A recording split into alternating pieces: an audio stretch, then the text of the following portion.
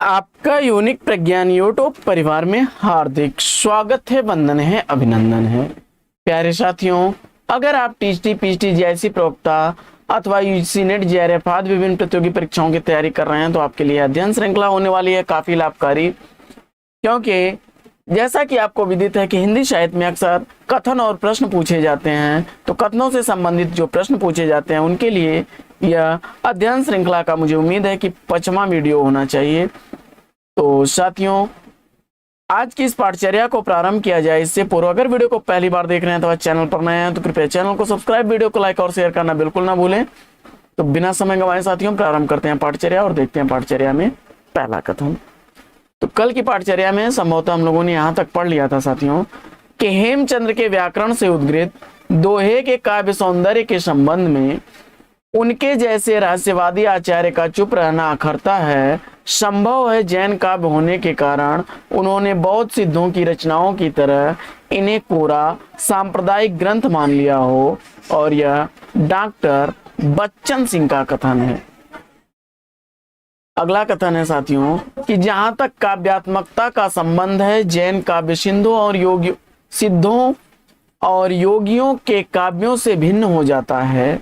सिद्धों में जहां तहां काव्यात्मकता मिलती है, पर योगियों में उसका नितांत अभाव है। और यह डॉक्टर बच्चन सिंह का कथन है। अगला कथन स्वयंभू के संदर्भ में है कि स्वयंभू वैसे ही पंडित थे जैसे तुलसीदास काव्य शास्त्र की परंपरा से अभिज्ञ। और यह डॉक्टर बच्चन सिंह का कथन है। अगला प्रश्न है कि वास्तव में पुष्पदंत ने ब्राह्मणी रामकथा की प्रक्रिया में नई रामकथा गढ़ ली। यह प्रक्रिया निश्चय ही अतिरेकवादी है। और यह कथन है डॉक्टर बच्चन सिंह का। अगला कथन है कि जैन रास मूलतः सांप्रदायिक है किंतु समस्त साहित्य में प्रविष्ट होकर इसका रूप श्रृंगार वीर मिश्रित हो गया है। और यह डॉक्टर बच्चन सिंह का कथन है। अगला कथन है कि पुरुष के लिए नारी कल्पना है परंतु नारी के लिए अनुभव अपने जीवन का जैसा चित्र वह हमें दे सकेगी वैसा पुरुष बहुत साधना के बाद भी शायद ही दे सके। और यह कथन महादेवी वर्मा जी का है। अगला कथन साथियों कि छायावाद व्यथा का सवेरा है, उसके प्रभावी गीतों पर आंसुओं की नमी है। और यह महादेवी वर्मा का कथन है। अगला कथन साथियों की मानव तथा प्रकृति के सूक्ष्म किंतु व्यक्त सौंदर्य में आध्यात्मिक छाया का भान मेरे विचार से छायावाद की सर्वमान्य व्याख्या हो सकती है। और यह आचार्य नंदुलारे वाजपेयी जी का कथन है। अगला कथन है कि सब धन लिए जात अंग्रेज, हम केवल लेक्चर के तेज। यह पंक्तियां किसकी हैं? तो यह प्रताप नारायण मिश्र की पंक्तियां हैं। अगला प्रश्न है कि हिंदी गद्य का ठीक परिष्कृत रूप पहले पहल हरिश्चंद्रिका में ही प्रकट हुआ है। और यह आचार्य रामचंद्र शुक्ल जी का कथन है। अगला कथन कि हिंदी के रीत आचार्य निश्चित ही किसी नवीन सिद्धांत का आविष्कार नहीं कर सके, किसी ऐसे व्यापक आधारभूत सिद्धांत का जो काव्य चिंतन को एक नई दिशा प्रदान करता, संपूर्ण रीत काल में अभाव है। और यह कथन डॉक्टर नगेंद्र जी का है। अगला कथन, सारे ही कथन साथियों बहुत इंपॉर्टेंट हैं तो इनका अवलोकन ध्यानपूर्वक करते रहिए। हिंदी के लक्षण ग्रंथों की परिपाटी पर रचना करने वाले जो सैकड़ों कवि हुए हैं उन्हें आचार्य कोट में नहीं आ सकते, वे वास्तव में कवि ही थे। और यह आचार्य रामचंद्र शुक्ल का कथन है। अगला कथन है कि सूर की कविता में हम विश्वव्यापी राग सुनते हैं, वह राग मनुष्य के हृदय का सूक्ष्म उद्गार है। और यह राम कुमार वर्मा का कथन है। अगला कथन है कि भाषा के विचार से सूरदास प्रथम कवि हैं जिन्होंने ब्रज भाषा को साहित्यिक रूप दिया। और यह कथन है डॉक्टर राम कुमार वर्मा जी का। अगला कथन साथियों भक्ति काल के संदर्भ में है कि बिजली की चमक के समान अचानक समस्त पुराने धार्मिक मतों के अंधकार के ऊपर एक नई बात दिखाई दी। और यह जॉर्ज ग्रियर्सन महोदय का कथन है। अगला कथन है कि नाथ पद सिद्धों की परंपरा का विकसित रूप है। तो नाथ पंथ सिद्धों की परंपरा का विकसित रूप है, यह राहुल शांकृतायन जी का कथन है। अगला कथन है कि कणापा पांडित्य और कवित्व में बेजोड़ थे, यह राहुल शांकृतायन का कथन है। अगला कथन है साथियों कि श्रद्धा का मूल तत्व है दूसरे के महत्व को स्वीकारना, और यह आचार्य रामचंद्र शुक्ल जी का कथन श्रद्धा और भक्ति से है। अगला कथन है कि मैं कविता को जीवन तक पहुंचने की सबसे सीधी और सबसे छोटी राह मानता हूं, यह मस्तिष्क नहीं हृदय की राह है। तो यह कथन किसका है, इसका आपको जवाब बताना है। तो साथियों यह रामधारी सिंह दिनकर का उनके अर्धनारीश्वर निबंध से अवतरित है। अगला, नई कविता में मुक्तिबोध की स्थिति वही है जो छायावाद में निराला की थी, और यह नामवर सिंह का कथन है। अगला कथन है कि जगत अव्यक्त की अभिव्यक्ति है, उस काव्य उस अभिव्यक्ति की अभिव्यक्ति है, यह रामचंद्र शुक्ल जी का कथन है। अगला कथन है कि छायावाद के भीतर माने जाने वाले सब कवियों में प्रकृति के साथ सीधा प्रेम संबंध पंत जी का ही दिखाई पड़ता है, और यह आचार्य रामचंद्र शुक्ल का कथन है। अगला कथन है कि शुक्ल जी की दुर्बलता यह थी कि वे भारत के हर कवि को तुलसी की कसौटी पर और हर पात्र को राम की कसौटी पर कस की ही स्वीकार करते हैं, यह गणपति चंद्र गुप्त जी का कथन है। अगला कथन है कि छायावादी काव्य में भारतीय परंपरा के जीवन तत्वों का समावेश हुआ है, यह डॉक्टर नगेंद्र का कथन है।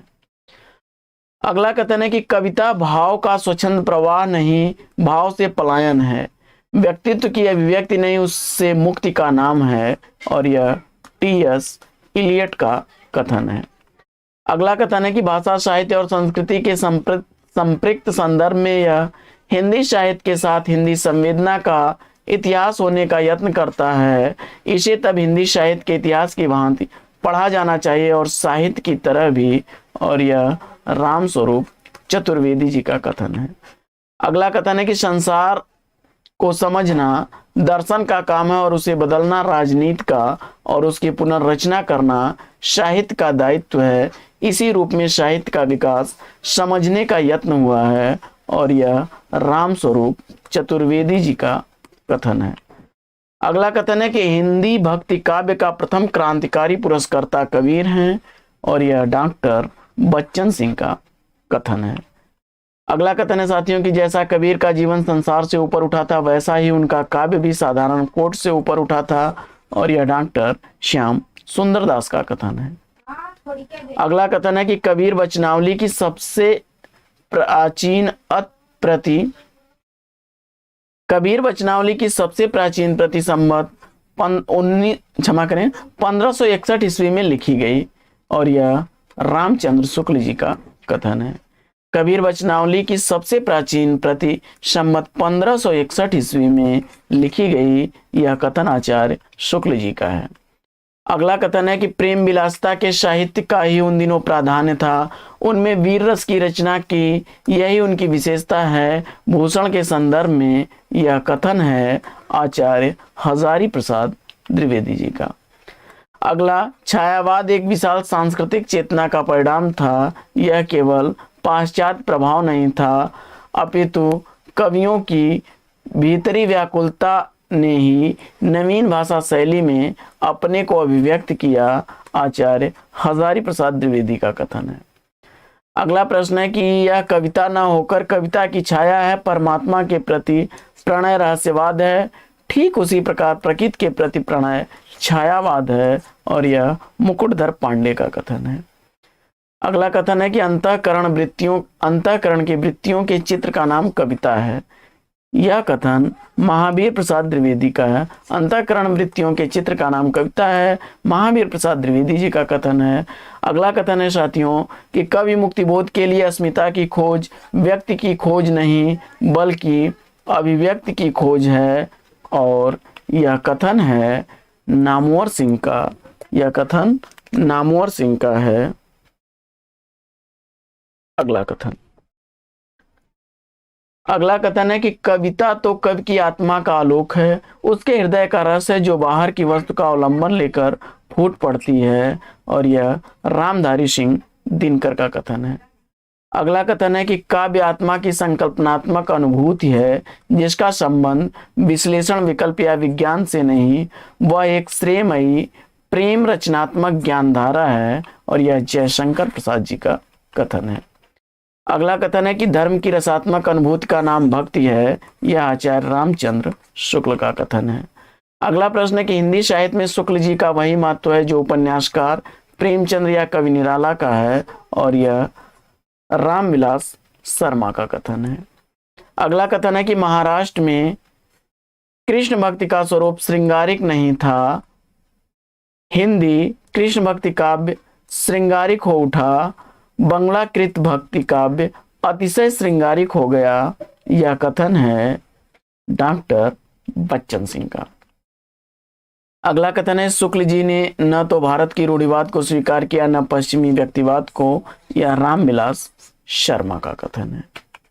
अगला कथन देखते हैं साथियों कि पुनर्जागरण का भारतीय साहित्य में पहला प्रतिफलन माइकल मधुसूदन के बांग्ला काव्य मेघनाथ वध 1861 ईस्वी को माना गया है, और यह कथन है रामस्वरूप चतुर्वेदी जी का।